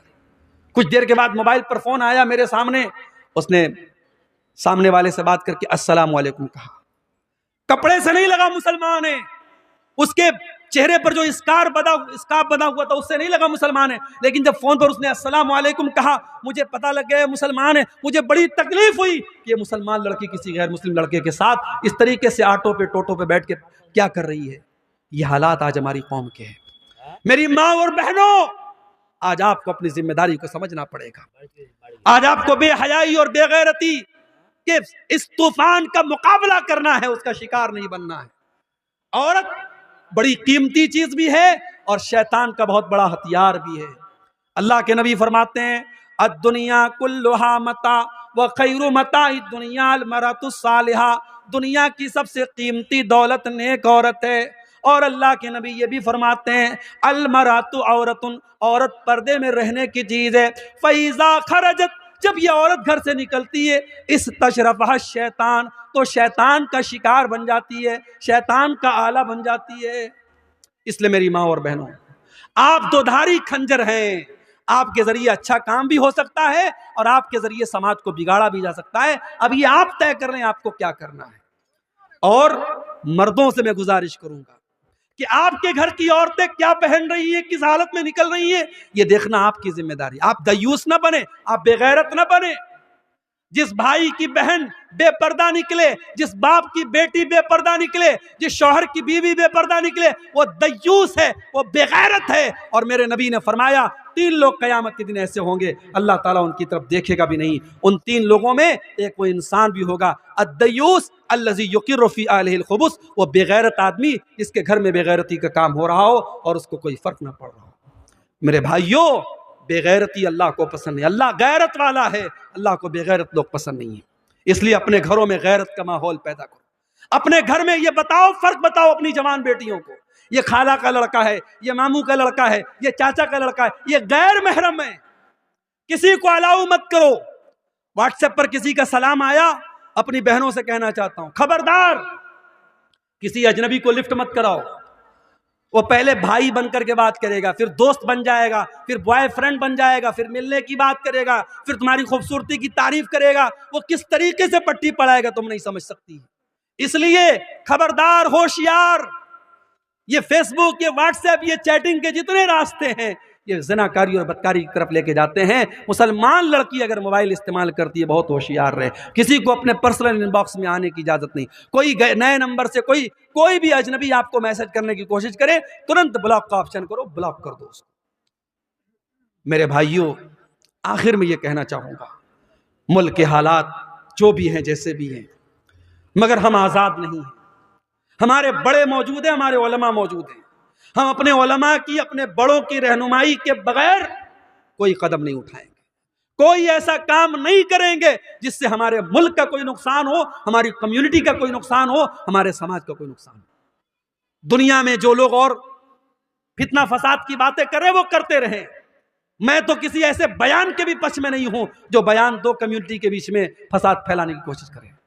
हम अमन और शांति के प्रतीक हैं और रहेंगे, लेकिन हाँ, हम बुज़दिल भी ना बने, हम कमजोर भी ना बने। अगर वाकई में कोई हम पर जुल्म कर रहा है तो जुल्म को सहन नहीं करना चाहिए, जुल्म को बर्दाश्त नहीं करना चाहिए, जुल्म का मुकाबला करना चाहिए। और अगर अपनी जान और अपनी इज्जत और अपनी आबरू की हिफाजत करने में कोई मर भी जाए तो मेरे नबी ने फरमाया, मन कुतिला दून इर्दिही व मालिही फहुव शहीद। अपने माल की हिफाजत करने में, अपनी आबरू को बचाने के लिए कोई मर जाए, कोई कत्ल हो जाए तो वह अल्लाह की राह में शहीद होता है। मेरे भाइयों, अपनी इज्जत की बात आ जाए तो टीपू सुल्तान का वो जुमला याद रखना कि शेर की 1 दिन की जिंदगी गीदड़ की 100 साल की जिंदगी से बेहतर होती है। आखिर में ये यूट्यूबर हजरात से मैं कहना चाहूंगा कि चूंकि मुल्क का माहौल बहुत सेंसिटिव है, मुल्क का माहौल बहुत सेंसिटिव है, और मैं यूट्यूबर से ये कहना चाहूंगा, इसलिए कि 50 सैकड़ों यूट्यूबर्स यहाँ मौजूद हैं, कौन किस चैनल का वाला है मैं नहीं जानता। मेरी बहुत सारी तकरीरों पर यूट्यूबर्स ने गंदे थंबनेल लगाए हैं, उल्टे सीधे थंबनेल लगाए हैं, ऐसे थंबनेल लगाए हैं जो कानून की नज़र में गलत हैं। जो तकरीर में मैंने जो बात नहीं कही है वो थंबनेल लगा के आप लोग लगाते हैं। आज की तकरीर में ऐसा कुछ नज़र नहीं आना चाहिए। मैंने आपको वजाहत कर दी है, आज की तकरीर में ऐसा कुछ अगर नज़र आया तो मैं आपके खिलाफ एक्शन लूँगा। अभी हमारे भाई ने एक बात कही कि शराब के ऊपर भी थोड़ा सा बोल दीजिए। आप जानते हैं बिहार में हुकूमत की तरफ से शराब बंद है, गुजरात में बहुत पहले से शराब बंद है, मगर ये अजीब मसला है, जहां शराब बंद है, डाटा बताता है गुजरात में शराब एक जमाने से बंद है, लेकिन सबसे ज्यादा शराब गुजरात में पी जाती है। बिहार में शराब बंद है, मगर शराबियों ने बताया, शराबियों से पूछो तो बताएंगे कि शराब पहले से ज्यादा अवेलेबल हो जाती है शराब पीने वालों।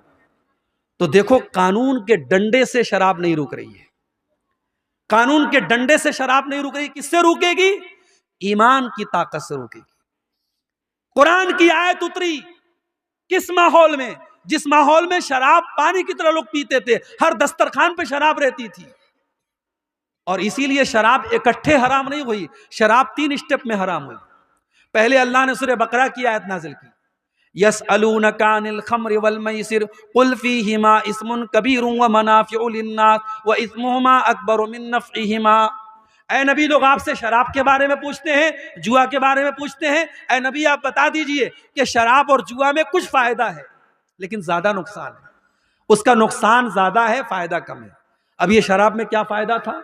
शराब पीने वाले कहा करते थे उसको पी करके हमारे अंदर ताकत आ जाती है। जुआ खेलने वाले कहते थे जुआ खेल करके हम रातों रात अमीर बन जाते हैं। तो अल्लाह ने कहा चलो फायदा है लेकिन नुकसान ज्यादा है। शराब पी के तुम बहुत गलत काम करते हो, जुआ खेल के बहुत गलत काम करते हो। ये पहली आयत उतरी। दूसरी आयत उतरी सूरह निसा के अंदर, अल्लाह ने फरमाया ला तक़रबुस सलात व अंतुम सुकारा। देखो, शराब पी करके नमाज के करीब मत जाओ। फिर तीसरी आयत उतरी सूरह मायदा की, इन्नमल खम्रु वल मैसिरु वल अंसाब वल अज़लामु रिजसुम मिन अमलि शैतान। शराब, जुआ और पांसे के तीर और गैरुल्लाह के आस्ताने, ये सब गंदे काम है, शैतान के काम है। जब ये आयत उतरी, सहाबे किराम शराब पी रहे थे। जैसे ही कुरान की ये आयत उतरी और नबी ने आके बताया कि ऐसी आयत उतरी है, सहाबा ने अपने घर से शराब के सारे बर्तन निकाल निकाल के तोड़ के फेंक दिए। शराब पूरे मदीना की गलियों में पानी की तरह बह गई। आज हमारे मुल्क में गुटखा बिक रहा है, सिगरेट बिक रही है, बीड़ी बिक रही है। बीड़ी के पैकेट पे लिखा हुआ है, सिगरेट के पैकेट पर लिखा है tobacco is dangerous to health. तंबाकू का इस्तेमाल सेहत के लिए बहुत खतरनाक है। टोबैको कॉजेस कैंसर, तंबाकू से कैंसर होता है। हुकूमत छपवा भी रही है, उस पर फेफड़े की खतरनाक तस्वीर भी बनी है, कैंसर की तस्वीर भी बनी है, और वही हुकूमत लाइसेंस दे रही है। और बीड़ी भी बिक रही है, गुटखा भी बिक रहा है, सिगरेट भी बिक रही है।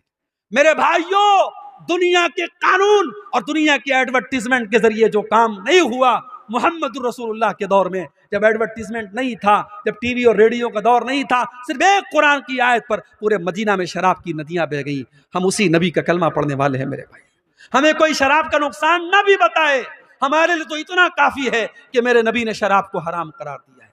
और मेरे नबी ने कहा है शराब इतनी गंदी चीज है, जो शराब पिएगा कयामत के दिन जहन्नमियों का पीप और मवाद उसे पिलाया जाएगा। शराब इतनी गंदी चीज है, मेरे नबी ने लानत की शराब पीने वाले पर, पिलाने वाले पर। शराब के लिए जो रस निचोड़ा जाता है और शराब को जो लेके जाता है, शराब को जो बेचता है, जो खरीदता है, सब पर अल्लाह के नबी ने लानत की है। मेरे प्यारे साथियों, शराब उम्मुल खबाइस है। जो शराब पी लेगा वो जिना भी कर सकता है, वो अपनी माँ बहन बेटी के साथ भी गलत काम कर सकता है, कुछ भी कर सकता है वो। इसलिए मुसलमान, शराब बंदी तो हमें और आपको करना चाहिए था। मुझे याद है हरियाणा के गांव में मुसलमानों ने यह फैसला किया था कि हमारे यहाँ शादी में 1 पैसा जहेज का नहीं लिया जाएगा, और लड़की की शादी सिंपल तरीके से होगी, कोई बारात नहीं आएगी, और कोई बारात लेके जाएगा, कोई जहेज लेगा तो पूरा गांव उसका बहिष्कार करेगा। आज ये मिसाल हरियाणा में मौजूद है, मीडिया में उसको बहुत बयान किया गया। मैं चाहता हूं आपके गांव में, आपके इलाके में भी इस तरीके की तहरीक चले कि हमारे गांव का जो शराब पिएगा हम गांव से उसका बाइकआउट कर देंगे। आप ऐसी कोशिश करें, इंशाअल्लाह जब आप शराबबंदी करेंगे तो पूरी मुल्क के लिए मिसाल बनेगी मेरे भाई। जो काम कानून के डंडे से संभव नहीं है, वो मजहब के जरिए और ईमान के जरिए संभव है। ये चंद सवालात आए हैं, इनको बयान करके बात खत्म करते हैं। मेरे वालिदे मोहतरम मेरा अकीका नहीं दिए हैं तो खुद अपना अकीका दे सकते हैं या नहीं? अगर वालिदे मोहतरम को ताकत नहीं थी और उन्होंने नहीं किया तो कोई हरज की बात नहीं है, और ताकत के बावजूद उन्होंने नहीं किया तो गलत किया। आप अगर कर सकते हैं तो कर लीजिए, इंशाल्लाह बेहतर है। अगर नहीं किया है तो आप कर सकते हैं, कोई हरज की बात नहीं। जामा मस्जिद जिस जगह पर कायम है वो जगह छोटी पड़ गई, इसलिए दूसरी जगह बना सकते हैं या नहीं? बना सकते हैं, बिल्कुल। जो जामा मस्जिद है उसको भी आप मस्जिद रहने दें, दूसरी जगह बना लें, उसको वक्तिया मस्जिद बना ले, दूसरी जगह जामा मस्जिद बना ले, चल सकता है, कोई मसला नहीं इंशाल्लाह। हैं तब भी कर सकते हैं, अगर उससे करीब में मुत्तसिल में जगह नहीं मिल पा रही है तो कर सकते हैं। पहली वाली जो मस्जिद है उसको बेच दी है। अच्छा, उसको बेच करके उसको बेच करके उस पैसे से दूसरी जगह लेना चाहते हैं। अब ये तो फिर थोड़ा सा मुश्किल मसला है, इसके बारे में उलमा से पूछना पड़ेगा। इसके बारे में आप अपने इलाके के उलमा से एक फतवा निकलवा लें। रिश्वत लेकर नाहक फैसला करना आम है, ये सवाल नहीं, बता रहे हैं कैसा हो रहा है, बिल्कुल गलत हो रहा है। और मुझे कई जगहों के बारे में पता लगा कि जो सरदार लोग होते हैं, जो पंच लोग होते हैं, पैसा लेकर के किसी एक पक्ष का वो पक्षपात करते हैं। तो ये देखिए, किसी के बारे में गलत फैसला करना ये तो ऑलरेडी बहुत बड़ा गुनाह है, लेकिन जिसको पंच बनाया गया है उसको तो एक तरीके से काजी बनाया गया, जज बनाया गया, और जज जब गलत फैसला करेगा तो ये बहुत बड़ा गुनाह का काम है। इसको अल्लाह ताला के यहाँ डबल सजा मिलेगी, इसको हिसाब देना पड़ेगा। तो इसलिए जो इंसान पंच है, जो फैसला करने का जिसको इख्तियार दिया गया है, वो हमेशा अपनी छवि को इतना पाक साफ रखे, कोई रिश्वत नहीं चलेगी उसके यहाँ। जो हक है, जो सही है, उसका वो साथ दे, उसको ऐसा करना चाहिए। किस किस नमाज में दुआए सना पढ़ना होगा और किस नमाज में नहीं? हर नमाज में दुआए सना पढ़ना होगा। दुआए सना पढ़ना जरूरी तो नहीं है, फर्ज तो नहीं है, लेकिन सुन्नत है, मुस्तहब है। अब दुआए सना आप बेहतर ये है कि वो पढ़ें जो सही बुखारी और मुस्लिम वगैरह में आई है, अल्लाहुम्मा बाइद बैनी व बैन खताया, ये पढ़ें। और वो भी आप पढ़ सकते हैं सुब्हानकल्लाहुम्मा बिहम्दिक व तबारक अस्मुक व तआला जद्दुका व ला इलाहा गैरुक। लेकिन ये पहली वाली जो मैंने पढ़ी वो ज़्यादा बेहतर और ज़्यादा मुस्तहब है। जनाजे की नमाज में अल्लामा अलबानी रहमतुल्लाह की तहकीक ये है कि दुआए सना का सबूत नहीं मिलता है। तो जनाजे की नमाज में आप औज़ु बिल्लाह बिस्मिल्लाह पढ़ के डायरेक्ट सूरह फातिहा पढ़ेंगे, और सूरह फातिहा के बाद आप कोई और सूरत मिला लेंगे। बेहतर है कि आप मिला लें, नहीं मिलाते हैं सिर्फ सूरह फातिहा पढ़ लेते तो भी कोई हरज की बात नहीं। पहली तकबीर के बाद आप औज़ु बिल्लाह बिस्मिल्लाह पढ़ के सूरह फातिहा पढ़ेंगे और कोई सूरत मिला लेंगे, फिर दूसरी तकबीर के बाद दरूद शरीफ पढ़ेंगे, तीसरी तकबीर के बाद दुआ पढ़ेंगे, और चौथी तकबीर के बाद आप सलाम फेर देंगे। ठीक है। अल्लाह ताला हम सबको कहने सुनने से ज़्यादा अमल करने की तौफीक अता फरमाए। व आखिर दावाना अल्हम्दुलिल्लाहि रब्बिल आलमीन। वस्सलामु अलैकुम व रहमतुल्लाहि व बरकातुहू।